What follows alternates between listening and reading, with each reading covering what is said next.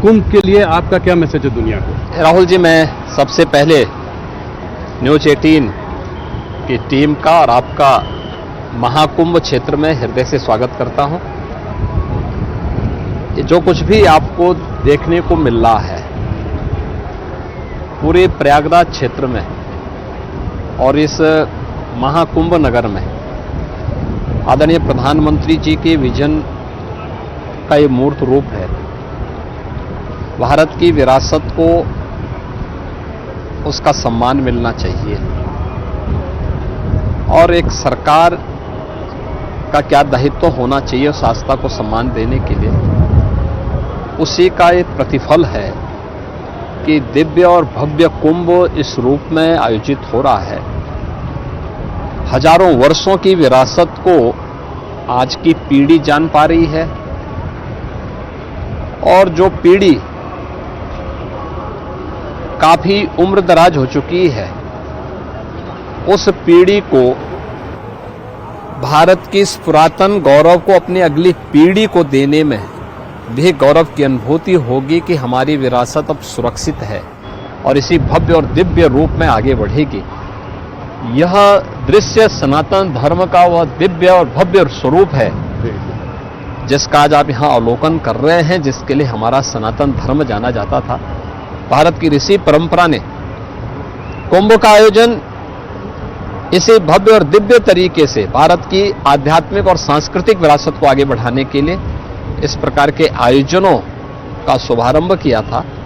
और ये तो प्रयागराज की धरती है, मां गंगा, यमुना और सरस्वती की इस त्रिवेणी में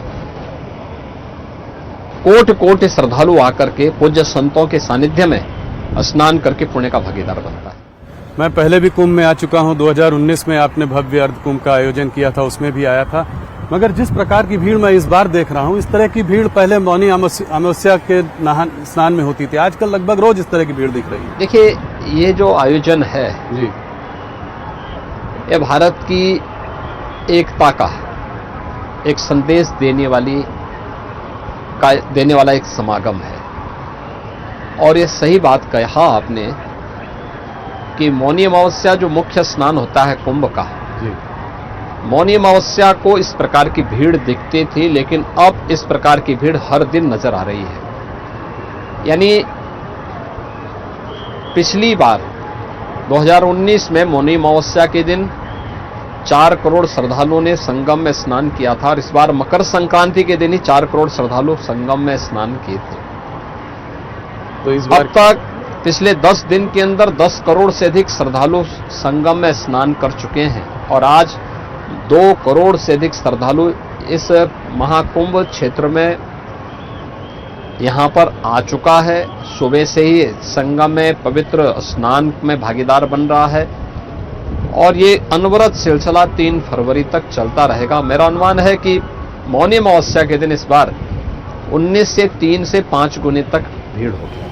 3 से 5 गुना। और कुल कितने लोग आपको लगता है कि यहाँ पे मेरा आएंगे? अनुमान है कि महाकुंभ क्षेत्र में 45 दिनों के इस पूरे आयोजन में दुनिया की तीसरी बड़ी आबादी के बराबर लोग यहां पर रहेंगे। यानी भारत और चीन के बाद जो सबसे बड़ी आबादी होगी इस अस्थायी शहर में होगी।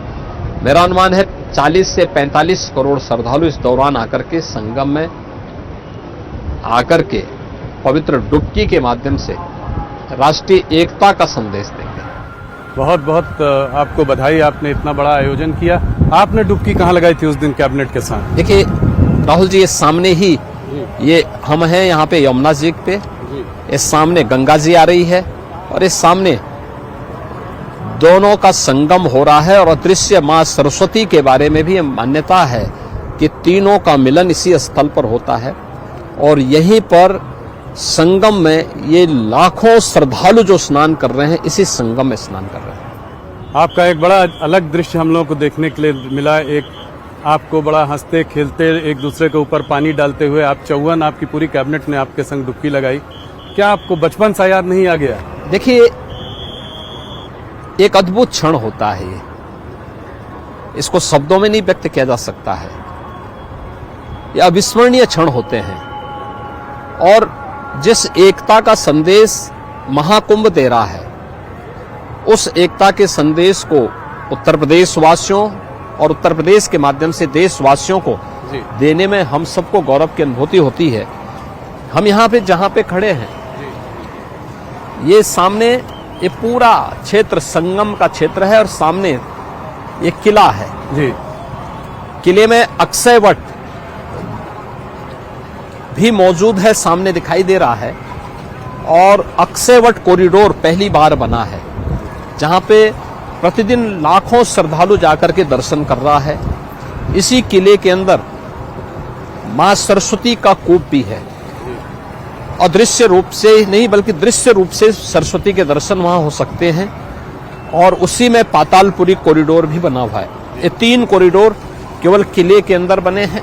चौथा कॉरिडोर बड़े हनुमान जी मंदिर का बना है। बहुत फेमस लेटे हुए हनुमान जी। लेटे हुए हनुमान जी हैं। ये बड़े हनुमान जी के रूप में विख्यात हैं और उनके दर्शन वहां पर श्रद्धालु कर सकता है। मेरा ये सौभाग्य है कि मैं इस बार आपको प्रयागराज में इंटरव्यू कर रहा हूँ। मैं यहाँ पला बढ़ा हूँ। तो मोदी जी आए बनारस में, काशी विश्वनाथ कॉरिडोर बना, काशी जो है एक विश्व मैप में आया। वैसे ही अयोध्या में पिछली बार आपने राम मंदिर का निर्माण हुआ, जनवरी 22 को प्राण प्रतिष्ठा हुई। आज प्रयागराज भी इस महाकुंभ को लेकर देश दुनिया में चारों तरफ इसकी बात हो रही है। तो क्या आपको लगता है आने वाले समय में ये भी एक टूरिज्म, स्पिरिचुअल टूरिज्म का बड़ा सेंटर बनेगा? देखिए, भारत की इस ताकत को दुर्भाग्य से पूर्व की सरकारों ने नहीं समझा था। भारत की इस विरासत जो स्पिरिचुअल टूरिज्म में भारत के अंदर मौजूद था, जो पोटेंशियल था, इसको देखा है प्रधानमंत्री मोदी जी ने। और इसीलिए मोदी जी के नेतृत्व में काशी में काशी विश्वनाथ धाम, 2019 का प्रयागराज कुंभ, अयोध्या में श्री राम जन्मभूमि पर मर्यादा पुरुषोत्तम प्रभु श्री राम के भव्य और दिव्य मंदिर के निर्माण का कार्य, एक नई अयोध्या के दर्शन अयोध्या में होते हैं। विंध्यवासिनी धाम में मां विंध्यवासिनी का भव्य और दिव्य धाम और कॉरिडोर का निर्माण, उत्तराखंड में केदारपुरी में केदारनाथ धाम, महाकाल में महालोक का धाम, ये सभी करोड़ों श्रद्धालुओं को अपनी ओर आकर्षित करके भारत की स्पिरिचुअल टूरिज्म की ताकत को दुनिया के सामने उस ताकत का एहसास करा रही है। और मुझे कहने में कोई संकोच नहीं कि आज से 8 साल 10 साल पहले तक उत्तर प्रदेश के अंदर टूरिज्म में उत्तर प्रदेश तीसरे नंबर पर था। आज उत्तर प्रदेश नंबर 1 पर है अपनी इसी स्पिरिचुअल ताकत के बल पे। और इससे न केवल यहां पे लोगों को नए अवसर मिले हैं, बल्कि आर्थिक उन्नयन में भी इसकी बड़ी भूमिका है। यहां की इकोनॉमी को भी इसने एक नई ताकत दी है। मैंने सुना है कि 7,500 करोड़ रुपए जो है लगे ये सब भव्य आयोजन करने में। यहाँ पे इस एरिया में इकोनॉमिक एक्टिविटी कितनी बढ़ी है सिर्फ इन दिनों में, इन 40-45? देखिए, मैं जो 7,500 करोड़ रुपए खर्च हुए हैं वो केवल आयोजन में ही नहीं, बल्कि प्रयागराज सिटी को जोड़ने वाले जो कनेक्टिंग मार्ग्स हैं, हाईवे हैं, उनमें, रेलवे स्टेशंस में, एयरपोर्ट पे और प्रयागराज सिटी के सर्वाधिक यानी एक व्यवस्थित डेवलपमेंट में रोड, ओवरब्रिज, अंडरपास, फ्लाईओवर्स, इन सब में मिलाकर के इतना खर्च हुआ है। और ये सारी जो भी आप यहाँ पे समागम देख रहे हैं और अगले 45 दिनों के अंदर देखेंगे, इससे उत्तर प्रदेश की इकोनॉमी में कम से कम 2 लाख करोड़ रुपए का इसके माध्यम से ही ग्रोथ होने वाली है। तो यह एक नई इकोनॉमिक्स उत्तर प्रदेश और भारत दुनिया को देने जा रहा है कि आप जब भी अपनी ताकत को पहचानेंगे तो ग्रोथ इसी प्रकार से आगे बढ़ेगी। 2 लाख करोड़ मतलब करीब करीब 10% जीडीपी, यूपी का जो जीडीपी होगा उसका 10% योगदान अकेले महाकुंभ देने जा रहा है। बहुत बड़ी बात है ये, आपने इसका विजन हम लोगों को बताया। आइए चर्चा जारी रहेगी, मंच में बैठते हैं। इसके पहले कि हम लोग चर्चा जारी रखें, थोड़ा सा हम अपने दर्शकों को दिखाना चाहते हैं कि ये कुंभ के आयोजन में क्या हुआ, लोगों ने कैसे रिएक्ट किया। हमने देश भर से लोगों से बात की है, कुछ ग्लोबल लोगों से भी बात की है, तो उसको हम लोग अपने स्क्रीन में दिखाएंगे। आइए।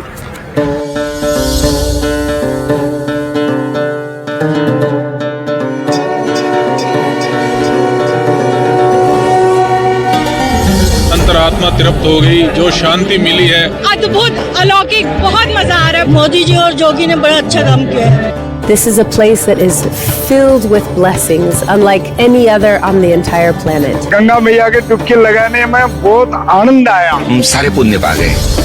Bringing hundreds of millions of people together is a massive work to do. My gratitude to our Prime Minister Modi ji, together with Yogi ji, what he has done. It's unbelievable. We didn't expect it to have such a huge experience. Prayagraj प्रशासन की बहुत अच्छी व्यवस्था है। हर चीज अगर पूछते ना तो सही तरीके से बताते। इतना सुंदर नजारा अभी तक देखा नहीं मैंने। बहुत पावन फील हुआ। पहला ही बार हूँ मैं, करके बहुत अच्छा लग रहा है। धन्यवाद देना चाहूँगा मुख्यमंत्री योगी आदित्यनाथ महाराज जी का। आस्था का संगम है, पूरा जन सैलाब उमड़ा हुआ है। We can see with our eyes the reality of sadhana, of त्याग.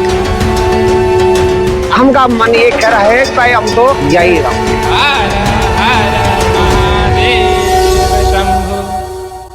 योगी जी